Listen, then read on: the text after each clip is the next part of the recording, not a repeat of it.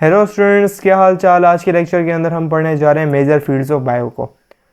तो मेरा नाम है करतार कुमार। आप ये लेक्चर देख रहे हैं अपने प्यारे से चैनल फेडरल का मंजर पर। तो वीडियो स्टार्ट करते हैं। स्टार्ट करने से पहले सबसे पहले आप लोग सब्सक्राइब कर लो चैनल को, और हमें अप्रिशिएट करने के लिए आप क्या करें, वीडियो को लाइक भी कर दें, जस्ट 1 लाइक। तो major fields of bio, basically bio की ब्रांचेस क्या हैं। पहली बात तो बायो की पहले सबसे बड़ी कैटेगरी पर डिवीजन की गई है। बायो की 3 डिवीजन्स होती हैं। पहली होती है बॉटनी, दूसरी है जूलॉजी और तीसरी है माइक्रोबायो। बॉटनी का वर्ड बोटान से आया है, जिसकी मीनिंग होती है हर्ब्स, शाक, जड़ी बूटियाँ। जड़ी बूटियाँ हमें मिलती हैं प्लांट्स से, तो ये प्लांट्स को रेफर करता है। और बॉटनी के अंदर स्टडी होती है प्लांट्स की स्टडी। दूसरी आती है जूलॉजी। जू का वर्ड आता है जून से, जिसकी मीनिंग होती है चिड़ियाघर। चिड़ियाघर it relates to animals, and zoo मतलब animal, zoo and animals, logy मतलब स्टडी या रीजनिंग। तो स्टडी ऑफ एनिमल्स इसका जूलॉजी। तीसरा है माइक्रोबायोलॉजी। माइक्रो कहते हैं वो चीज़ जो बहुत छोटी है, जिसको आप नेकेड आई से, आम आंख से नहीं देख सकते हो। इतनी छोटी है जिसको आप सिर्फ माइक्रोस्कोप से ही देख सकते हो। तो माइक्रोस्कोप से दिखने वाली चीज़ों, ऑर्गेनिजम्स को, लाइफ की स्टडी होती है माइक्रोबायोलॉजी के अंदर। फॉर एग्जांपल बैक्टीरिया को आप नहीं देख सकते, वायरस हो गया, फंजाई हो गया, पैरासाइट्स हो गए, और वॉट एवर जिसको आप नहीं देख सकते, वो होती है माइक्रोबायोलॉजी के अंदर। ठीक है, अब ब्रांचेस आ जाती हैं बायो की। बायो की कितनी ब्रांचेस हैं यहाँ पर हमारे पास, कितनी मेंशन है, 15 ब्रांचेस। कितनी है हमारी बुक के अंदर, 15 ब्रांचेस। तो ये सारों को हम पढ़ेंगे डिटेल के अंदर। न्यू 2 चीज़ें जो हैं न्यू आई हैं, मेरीन बायोलॉजी और पैथोलॉजी, जो कि हमारे सिंध बोर्ड के अंदर अवेलेबल नहीं है, बट एनबीएफ के अंदर, फेडरल बोर्ड के अंदर न्यू आ गई हैं। तो इसको हमें कॉन्सेप्चुअली अंडरस्टैंड करना होगा। तो पहली आ जाती है मॉर्फोलॉजी। बेसिकली मॉर्फोलॉजी क्या ब्रांच के साथ डील करती है। मॉर्फोलॉजी का जो वर्ड है, मॉर्फ की मीनिंग होती है फॉर्म। मॉर्फ कहते हैं हम फॉर्म को, किसी चीज़ की सूरत, फॉर्म, और लॉजी कहते हैं स्टडी, स्टडी फॉर्म की। अब बेसिकली मॉर्फोलॉजी होती है एक्सटर्नल फॉर्म की स्टडी। मॉर्फोलॉजी यानी आउटर फॉर्म, इंटरनल फॉर्म नहीं, आउटर फॉर्म। कैसे आउटर फॉर्म भाई, किसी चीज़ की साइज़ कैसी है, आपकी बॉडी बाहर से कैसे दिखती है। मॉर्फोलॉजी मतलब आपके हाथ का शेप कैसे है, आपके पाँव का शेप कैसा है, आपके जो है फेस का शेप कैसा है। तो इसकी स्टडी, शेप, साइज़ कितनी है और कलर क्या है, उसकी स्टडी होती है एनिमल्स, प्लांट्स और माइक्रोऑर्गेनिजम्स की, वो होती है मॉर्फोलॉजी। मॉर्फोलॉजी भाई प्लांट, फ्लोरिंग प्लांट की क्या होती है, रूट हो गई, स्टीम हो गई, लीव्स हो गए, flower, fruit. Dental structure in human is an example of human for morphology. Dental structure कहते हैं आपके दांतों वाला स्ट्रक्चर क्या होता है, मॉर्फोलॉजी होती है बाहरी। भाई मॉर्फोलॉजी यानी आप बगैर काट कर आप बाहर से उसको स्टडी करो। तो कुछ चीज़ें आप कहते हैं इंटरनल मॉर्फोलॉजी, एक होती है एक्सटर्नल मॉर्फोलॉजी, एक होती है इंटरनल मॉर्फोलॉजी। इंटरनल मॉर्फोलॉजी क्या होती है, आपकी बॉडी के अंदर जो चीज़ अवेलेबल है। फॉर सपोज हार्ट है, दिल, आपने दिल निकाल लिया, तो ये है इंटरनल मॉर्फोलॉजी। क्या, अंदर के आज़ाओं की स्टडी करो।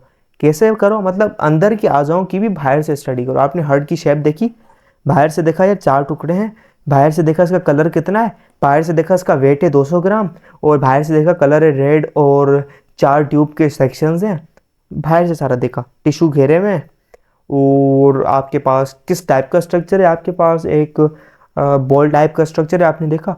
ये है एक्सटर्नल मॉर्फोलॉजी। आपने हार्ट को नहीं काटा, हार्ट को आपने काटा अंदर से, चीरा अंदर अंदर क्या है, नहीं, हार्ट की भी बाहर से स्टडी की है। तो हार्ट की फॉर्म अंडरस्टैंड किया, शेप अंडरस्टैंड किया, that is also morphology, but internal.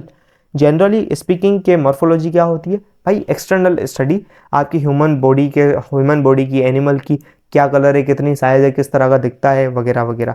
Anatomy क्या होती है, इंटरनल स्ट्रक्चर की आपके पास स्टडी होती है। ठीक है, इंटरनल स्ट्रक्चर की कहते हैं हम एनाटॉमी कहते हैं। Anatomy is also called internal morphology. भाई एनाटॉमी को हम इंटरनल मॉर्फोलॉजी भी कहते हैं। Basically this is not the case आपके पास। हाँ यार, बेसिकली एनाटॉमी डील करती है भाई आज़ा के भी अंदर, जो आज़ा होता है उसको स्टडी करना। अगर आपने हार्ट को कट आउट कर दिया, हार्ट के अंदर की स्टडी की, वो इंटरनल मॉर्फोलॉजी कहलाएगा। ठीक है, बट एनाटॉमी इज सिंपली कि आप उसको कट करो एंड देन ओपन करो। Getting my point. तो आपके पास मसल्स हो गए, हार्ट हो गया, ब्रेन हो गया, किडनीज हो गए, इसकी अंदर से स्टडी करो यार। तो that is morphology, anatomy. Internal morphology के अंदरूनी चीज़ों की आउटर स्टडी करो। ओके, फिजियोलॉजी क्या है भाई? The study of functions of various organs of organism is called physiology.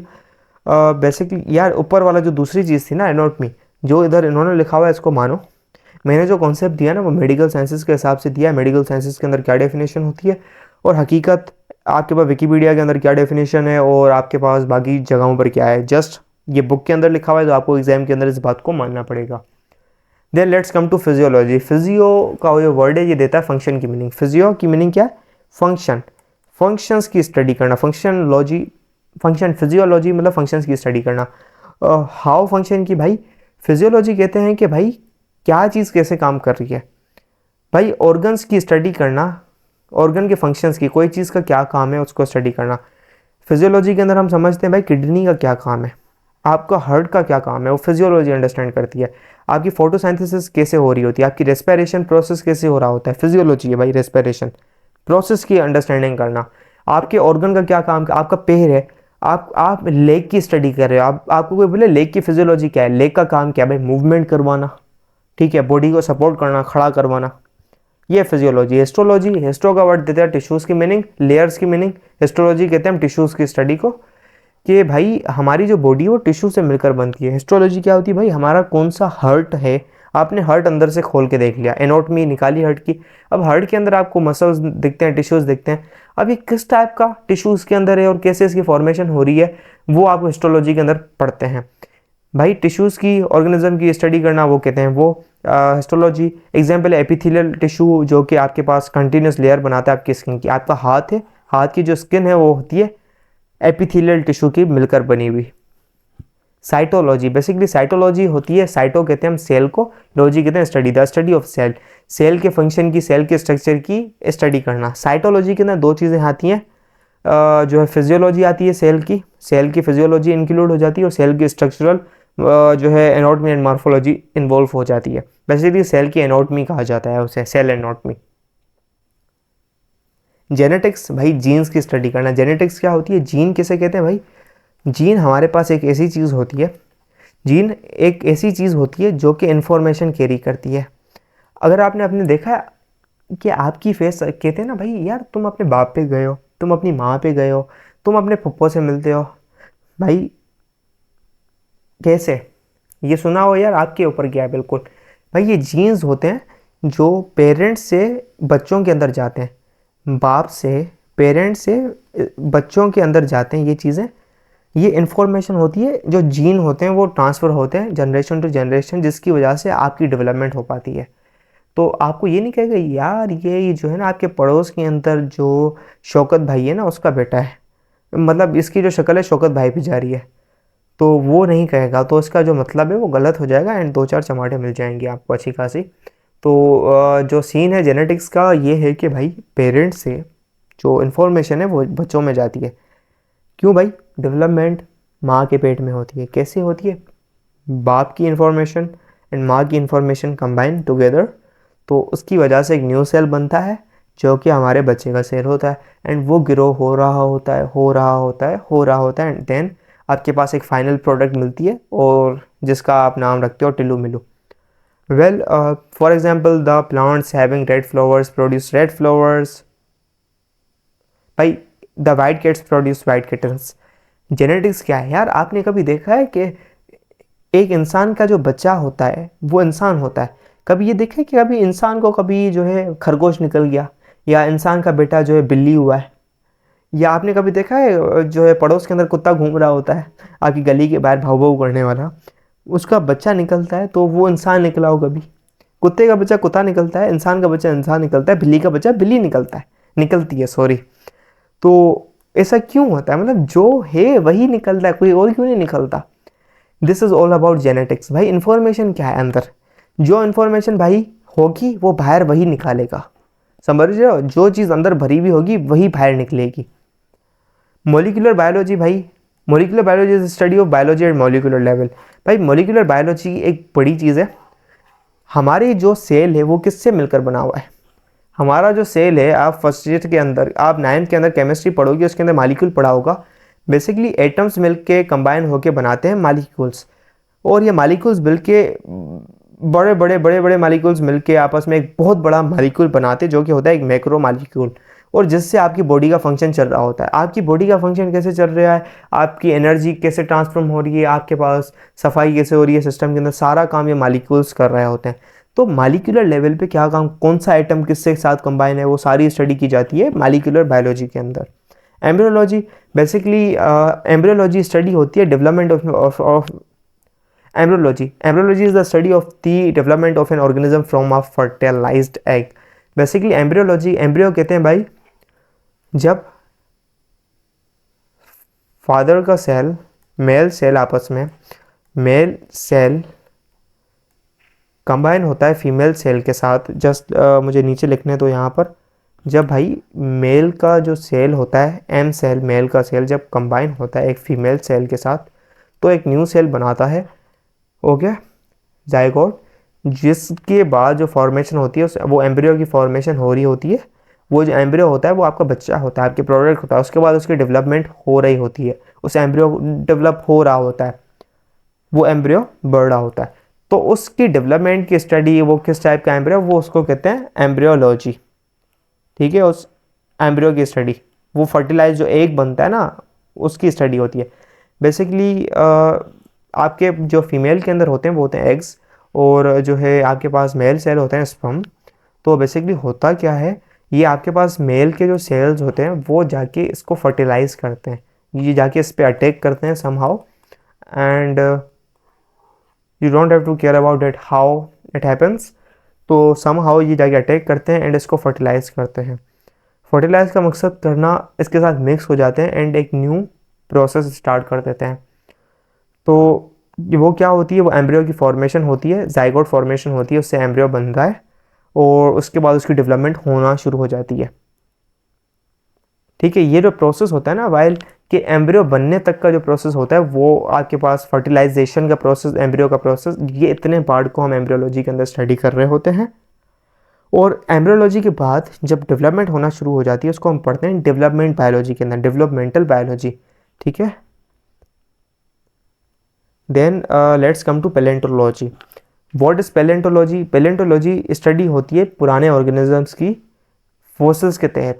Fossils कहते हैं remainings of organism, remaining of organism, किसी ऑर्गेनिज्म के हड्डे रह गए, या आपने देखा है डायनासोर की स्टडी हम करते हैं, हमें कैसे पता चला इतने हज़ारों साल पहले डायनासोर होते थे?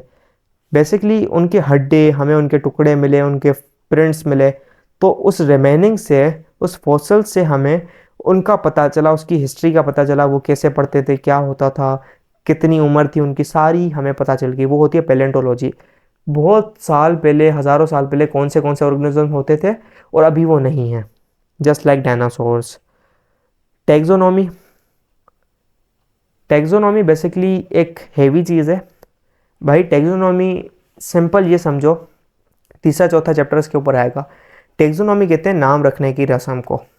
टैक्सोनॉमी क्या है? नाम रखने की रस्म को। जैसे आपके पास घर में बच्चा आता है ना, तो उसका नाम रखते हो कि इसका नाम ये। अगर घर के अंदर इतने ह्यूमंस हैं, सारे ह्यूमंस सेम हैं भाई, तमाम इंसानों का नाम क्या है? होमो सेपियंस। हम तमाम इंसान को कहते हैं भाई ये होमो सेपियंस हैं, लेकिन फिर भी हम इन तमाम सेम ऑर्गेनिज्म का नाम रखा हुआ है जैसे हम उनको जान सके। ठीक है, तो इसी हिसाब से टैक्सोनॉमी होती है नाम करने की रस्म को, क्लासिफिकेशन की रस्म को। ठीक है, तो हम क्या करते हैं, ऑर्गेनिजम्स का नेम रखते हैं, तमाम अलग अलग, सेम ऑर्गेनिज्म का नहीं, तमाम डिफरेंट टाइप का ऑर्गेनिज्म का, जो आपके पास डिफरेंट टाइप की बिल्लियाँ हैं, मेंढक हैं, इंसान है, इंसान तो एक ही टाइप का है, और उसके अलावा जानवर हैं, प्लांट्स हैं, उनके नाम रखने की रस्म को कहते हैं टैक्सोनॉमी। और उस हिसाब से नाम रखते हैं कि हमें उनके नाम से अच्छी खासी उनकी इन्फॉर्मेशन पता चल जाए। तो टैक्सोनॉमी की डिटेलिंग आप पढ़ेंगे, क्लासिफिकेशन क्या है, ग्रुप्स और किंगडम वगैरह, फाइलम सब पढ़ोगे। इकोलॉजी भाई, इको कहते हैं हम इकोसिस्टम, एनवायरनमेंट को। भाई इंटर रिलेशनशिप होता है ऑर्गेनिज्म का एनवायरनमेंट के साथ। एक ऑर्गेनिज्म का उसके एनवायरनमेंट के साथ क्या लिंक है, वो होता है इकोलॉजी के अंदर स्टडी। कैसे होता है, इसको हम एनवायरमेंटल बायोलॉजी भी कहते हैं भाई। ह्यूमन ह्यूमन नहीं, लिविंग ऑर्गेनिज्म का एनवायरनमेंट के साथ क्या ताल्लुकात है, इकोलॉजी के साथ क्या ताल्लुकात है, वो है। जैसे भाई आपके पास हम इसके अंदर फॉरेस्ट, डेजर्ट, लेक्स, पॉन्ड्स और आपके पास एटमॉस्फेयर की लेयर्स की स्टडी करते हो तुम लोग। भाई आपका जो इन्वायरमेंटल सिस्टम है, ठंडे आइस वाले जो एरिया होते हैं बर्फ़ानी, और आपके पास नॉर्मल ग्रास लैंड्स हो गई, इन चीज़ों की स्टडी करते हो। इकोलॉजी की, भाई एक ह्यूमन है ना, वो डिपेंड करता है एनवायरनमेंट पे। भाई हम ऑक्सीजन ले रहे होते हैं, कार्बन डाइऑक्साइड निकाल रहे होते हैं, हमें पानी चाहिए, सनलाइट चाहिए, तो हम डिपेंडेंट है। लिविंग ऑर्गेनिज्म नॉन लिविंग के साथ, बायोटिक एबायोटिक के साथ लिंक होता है, इसकी वजह से इसकी नीड है हमें। हमें इकोलॉजी, इन्वायरमेंटल बायोलॉजी हेल्प करेगी कि हम इन्वायरमेंट को कैसे अच्छा कर सकें, कितनी नीड है, आगे जाके क्या होगा, सारी चीज़ें इसके अंदर पढ़ी जाती हैं। मेरीन बायोलॉजी, मेरीन कहते हैं पानी को। भाई पानी के अंदर जितने भी ऑर्गेनिजम्स पाए जाते हैं, इवन प्लांट हो, इवन एनिमल हो, कोई भी हो, बिला बिला बिला, सारों की स्टडी जो सीज़ के अंदर में जो है पढ़ होते हैं, पानी के अंदर रहते हैं, समंदरों के अंदर होते हैं, डॉल्फिन, फिश आपके पास, और जो भी हो गया, उन सब की स्टडी की जाती है इसके अंदर। स्टार फिश हो गया, जेली फिश हो गई, वगैरह वगैरह। पैथोलॉजी, पैथोलॉजी हम कहते हैं बेसिकली ये ब्रांच है साइंस की, जो भाई बायो की ब्रांच है, साइंस की तो नहीं कह सकते, बायो के तो अच्छा है, बायो की ब्रांच है, which deals with the study of and diagnosis of disease. Basically pathology क्या है भाई, स्टडी होती है डिजीज़ की। भाई पैथोलॉजी क्या है, एक किसी को बीमारी हो गई, आपको बुखार हो गया, पैथोलॉजी क्या करेगी यार, इसको पहले तो डायग्नोस करेगी, इसको हुआ क्या है, बुखार है, नज़ला है, बुखार है। देन पैथोलॉजी का काम क्या हो, ये बुखार क्यों हुआ है, किस वजह से हुआ है, किसने आके अटैक किया, वाई, क्या इसको कोई इन्फेक्शन है, क्या किडनी फेलियर है, क्या इसका कोई ऑर्गेनिज्म इसकी नाक के अंदर चला गया है, या इसको कोई वायरस कर दिया है इसको, या इन्फेक्शन हो गया है, या कोई एक माल फंक्शनिंग हो गई है किसी ऑर्गेनिज्म के ऑर्गेनल की, वो स्टडी की जाएगी पैथोलॉजी के अंदर, कोई चीज़ क्यों हुई है। इम्यूनोलॉजी, भाई इम्यूनोलॉजी कहते हैं, इम्यून कहते हैं भाई डिफेंस को। इम्यूनोलॉजी स्टडी होती है डिफेंस सिस्टम की। डिफेंस कहते हैं हमारे, आपने सुना होगा हमारे मुल्क का डिफेंस सिस्टम, बचाव का सिस्टम। डिफेंस सिस्टम कहते हैं बचाव का सिस्टम, अपने आप को बचाने का सिस्टम। देखो कोई ऑर्गेनिज्म है, कोई बैक्टीरिया अगर आपके ऊपर अटैक करता है, तो आपके ह्यूमन सेल्स होते हैं ना, वो जब अटैक करता है तो उसके ऊपर कोई इंटर हो जाता है, तो उसके ऊपर अटैक करते हैं, उसको मार देते हैं। ये सिस्टम होता है डिफेंस मैकेनिज्म। इम्यूनोलॉजी क्या होती है, सिस्टम की स्टडी, कि भाई कोई भी एक हज़ार्डियस या आपके पास नुकसानदा डेंजरस ऑर्गेनिज्म आपके बॉडी के अंदर इंटर हो गया, या कोई चीज़ इंटर हो गई, तो आपकी बॉडी उसके ऊपर एक्शन लेगी और उसको किल करने की कोशिश करेगी, डिफेंस करेगी। तो दिस इज़ उसकी स्टडी इम्यूनोलॉजी होती है। भाई इम्यूनाइजेशन एक प्रोसेस होता है जिसके अंदर एक बंदा जो है क्या हो जाता है, इम्यूनाइज हो जाता है। इम्यूनाइज होने का मकसद क्या है कि बेसिकली आप, इम्यूनाइजेशन एक प्रोसेस हो जाता है जिसके अंदर एक इंसान इम्यूनाइज हो जाता है। आप, एक इंसान वैक्सीन लगाता है, वो वैक्सीन क्या करती है, वो एक प्रोटेक्शन कर देती है, एक प्रोटेक्शन मैकेनिज्म क्रिएट कर देती है उस बॉडी के अंदर। कोई भी उस टाइप का ऑर्गेनिज्म है, आपको पोलियो की वैक्सीन लगी हुई है, अब पोलियो का ऑर्गेनिज्म आपकी बॉडी के अंदर आएगा तो वो वैक्सीन उसको किल कर देगी, आने ही नहीं देगी। तो वैक्सीन के थ्रू इम्यूनाइज होने का मकसद किसी डिजीज़, किसी डिसऑर्डर के अगेंस्ट, वो होता है इम्यूनाइजेशन। भाई मैंने देखा नहीं था, पोलियो की एग्जांपल है, मैंने लिटरली नहीं देखा था, वो यहाँ पे भाई एग्जांपल देती। कोरोना वायरस, अच्छी बात है, कोरोना लग दिया, डेंगू हो गया, आपके पास ये जो वैक्सीन लग जाती है, कोरोना वायरस की जो आपके पास वैक्सीन लगती है वो आपको इम्यूनाइज करती है। और सबसे इंटरेस्टिंग बात बताऊँ, 2-3 साल पहले बेरारी के लोग बोलते थे, मतलब जो वो लोग जो कि बेरारी के अंदर होते हैं, गांव के अंदर होते थे, वो कहते हैं इसकी वजह से भाई हार्ट फेल हो जाता है और हमारी बॉडी वीक हो जाती है, बंदे मर जाते हैं। शहर का बंदा ना, मम्मी डैडी और टॉप क्लास का, कोई मानता नहीं था इस बात को, कहते थे यार ये झाइल बेवकूफ़ लोग, फाइज़र नहीं लगवा रहे, ये नहीं लगवा रहे, भाई मर जाएंगे।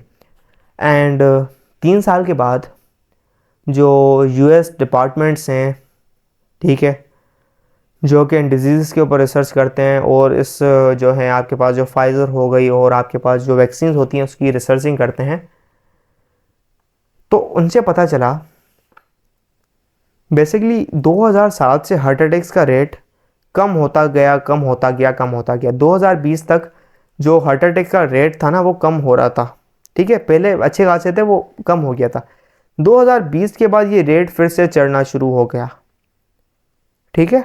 इन दिस पीरियड हमारे पास यहाँ पर आपकी जो कुछ दवाएं थी वो जो है ना बंद होना शुरू हो गई। आपके पास जो वो ऐसे प्रोडक्ट्स थे जो कि कंटेमिनेटेड थे इस पीरियड के अंदर बैन होना शुरू हो गए, उनके ऊपर रेस्ट्रिक्शन लगना शुरू हो गई।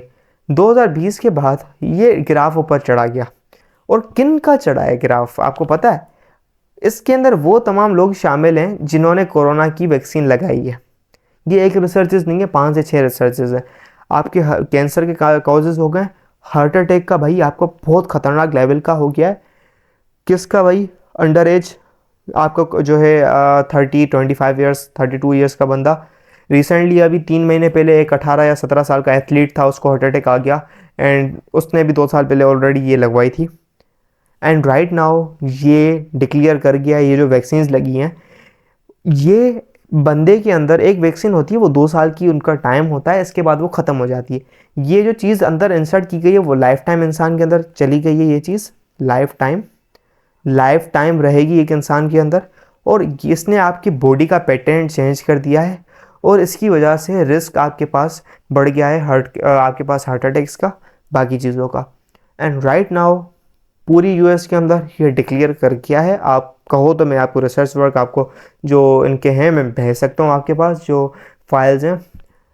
तो समझ रहे हैं व्हाट्स गोइंग ऑन?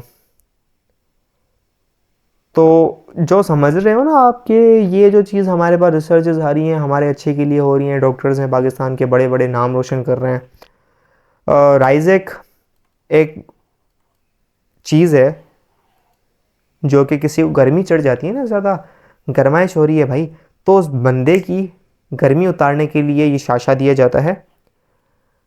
ठीक है, पानी में मिला के पी लो, तुम्हारी जो गर्मी है ना अंदर की भड़ास सारी निकल जाएगी। तो राइजेक यूरोप के अंदर बैन है, अमेरिका यूरोप के अंदर बैन है, आपको कहीं पे भी नहीं मिलेगी इतने सालों से। क्यों बैन है भाई? ये स्टमक का कैंसर कोज करती है। बट इन पाकिस्तान डॉक्टर 6-6 दिन के लिए राइजेक देता है और एक दिन में 3 से 4 दफ़ा के लिए, getting my point, heavy dose देता है और 5 से 6 दफ़ा। भाई कहीं पे भी गर्मी हुई, आपको जलन हो रही है, डाइजेशन सही नहीं है, राइजेक खा लो। तो पाकिस्तान के अंदर खुलेआम चल रही है जो कि कैंसर कॉजिंग है, डिक्लेयर्ड है भाई, कैंसर करेगी, इसको बैन कर दो। Getting my point? फार्माकोलॉजी, भाई फार्माकोलॉजी स्टडी होती है ड्रग्स की। ठीक है, आप फार्माकोलॉजी के अंदर 2 चीज़ें होती हैं, समझ लो 2 चीज़ें होती हैं फार्माकोलॉजी के अंदर। आपकी जो ड्रग है उसकी स्टडी की जाती है। ड्रग का काम क्या है? 2 टाइप की स्टडीज़ होती हैं बेसिकली। ड्रग जब आप खाते हो ना, इनटेक करते हो, आपकी ड्रग ने आपकी बॉडी के ऊपर क्या रिस्पॉन्स जनरेट किया, फार्माकोलॉजी इसके ऊपर डील करेगी। दूसरा क्या स्टडी करेगी, आपकी बॉडी ने इस ड्रग के ऊपर क्या रिस्पॉन्स किया। पहले ड्रग ने बॉडी के ऊपर क्या इम्पैक्ट लाया और बॉडी ने ड्रग के ऊपर क्या रिस्पॉन्स क्रिएट किया। दीज आर टोटली 2 क्वेश्चंस, ये 2 अलग अलग क्वेश्चन है और ये 2 अलग अलग चीज़ें। ड्रग ने बॉडी के ऊपर क्या इफेक्ट लाया, देन इसके रिस्पॉन्स के अंदर बॉडी ने ड्रग के ऊपर क्या इम्पैक्ट लाया, उसको बाहर निकाल दिया या पूरी बॉडी के अंदर फैला दिया, कितनी देर में फैलाया, ये स्टडी की जाती है फार्माकोलॉजी के अंदर। सो एस्पायरिन भाई एक ड्रग है जो कि भाई पेन वगैरह को ट्रीट करती है, some of fever and basically inflammation के लिए यूज़ होती है, जनरली स्पीकिंग भाई इन्फ्लामेशन के लिए। दूसरी टाइप की है मॉर्फिन, इंसुलिन, पेंसिलिन, जो ड्रग्स हैं आपके पास, सिट्राजाइन, वॉट एवर जो भी कह लो, सारी ड्रग्स हैं फार्माकोलॉजी। ड्रग का मकसद ये नहीं है कि वो कोई स्मगलिंग वाली चीज़ है, ब्लैक मार्केटिंग की चीज़ है जो कि आप सीआईडी वगैरह के अंदर देख रहे होती है। ड्रग हैं इनके पास, ड्रग की कोई गलत मीनिंग नहीं है। बायो के अंदर जिस टाइप की जो ड्रग होती है उसको कहते हैं गोली या दवा। 2 टाइप की ड्रग होती है, एक होती है वाइट ड्रग, एक होती है ब्लैक ड्रग। ठीक है, वाइट ड्रग होती है नॉर्मल जो आप यूज़ कर रहे होते हैं, ब्लैक ड्रग होती है जो कि आपके पास जो गलत होती है और जिसकी आपके पास क्या करते हैं, आप स्मगलिंग कर रहे होते हैं और जो कि जो नशे वाली चीज़ें होती हैं वो होती हैं ब्लैक ड्रग्स।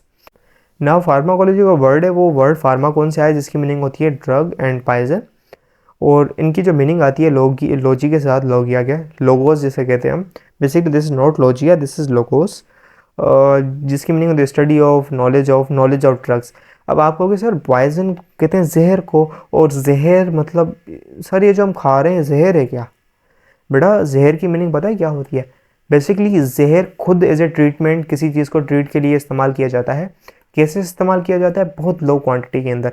आप पढ़ोगे, अगर आप क्या कहते हैं, हम होम्योपैथी के अंदर हम जहर इस्तेमाल करते हैं सांपों के डिफरेंट टाइप्स के, कितनी बहुत ही कम जो है ना कंसंट्रेशन के अंदर, मतलब एक बूंद जहर को, एक छोटी सी बूंद को 1 ml 1 cc जो है ना आप जहर को मिक्स कर देते हैं तकरीबन 10 लीटर पानी के साथ।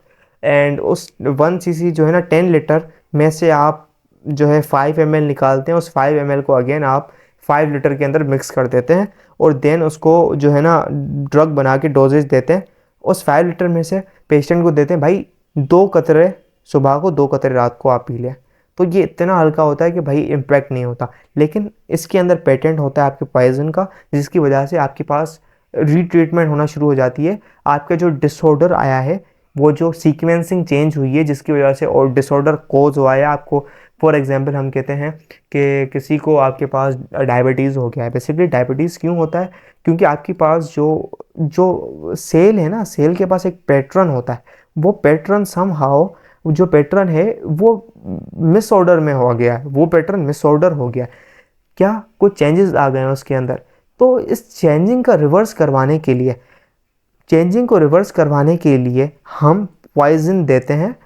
ठीक है, आप होम्योपैथी के अंदर पढ़ेंगे एंड 70 से 80% इसकी जो है ना ट्रीटमेंट होती है। मेडिकल साइंसेस के अंदर डायबिटीज़ की ट्रीटमेंट नहीं है, हाई लेवल वाली कोई इलाज नहीं है भाई, जबकि आपके पास होम्योपैथी अच्छी तरीके से इलाज करता है। क्या कैसे करता है? पॉइजन्स हैं, तरीक़ेकार हैं और कुछ प्रैक्टिसेस हैं कि भाई आपका ये जो मिसऑर्डर है ना, डिसऑर्डर, ऐसा क्यों हुआ, ये क्या करता है, इसको अगेन एंड अगेन रीट्रीट करके इसकी सीक्वेंस को सेट करके जो आपका जो ऑर्गेनल है वो प्रॉपर फंक्शनिंग करना शुरू कर देता है। तो पॉइजन इज़ नॉट डेड कि आपका जहर है, पॉइजन को भी ट्रीटमेंट के अंदर इस्तेमाल किया जाता है। और आपको पता होना चाहिए कि हम सांपों से भी जो है ना अलग टाइप के कंपाउंड्स एंड ड्रग्स निकाल रहे होते हैं, एंड पार्शियल या टोटल सिंथेसिस के लिए ड्रग्स की। और साइड में लिखा हुआ है भाई कंप्यूटेशनल बायोलॉजी, राइट नाउ बहुत मशहूर है, जिसके अंदर आप जीनोम्स 3D स्ट्रक्चर बना रहे होते हैं। अभी तो RNA ट्रांसक्रिप्शन आ गई है, DNA ट्रांसक्रिप्शन हो गई है कि आपका जो मर्ज़ी, आपको बच्चा भाई काला चाहिए, अच्छा चाहिए, सफ़ेद चाहिए, लड़का चाहिए, लड़की चाहिए, आप कुछ भी एडिटिंग करवा सकते हो।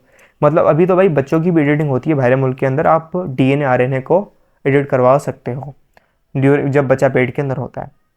ठीक है, सो ये हमारे पास ऑल कॉन्सेप्ट था कि ब्रांचेस ऑफ बायोलॉजी क्या है, एंड वहाँ पे हमने 16 पढ़ी थी और यहाँ पर हैं 15। आई डोंट नो 16वीं कौन सी यहाँ से बेसिकली कितनी थी वहाँ पे, हाँ 16 नहीं थी, 15 ही थी, यहाँ पर 15 ही है।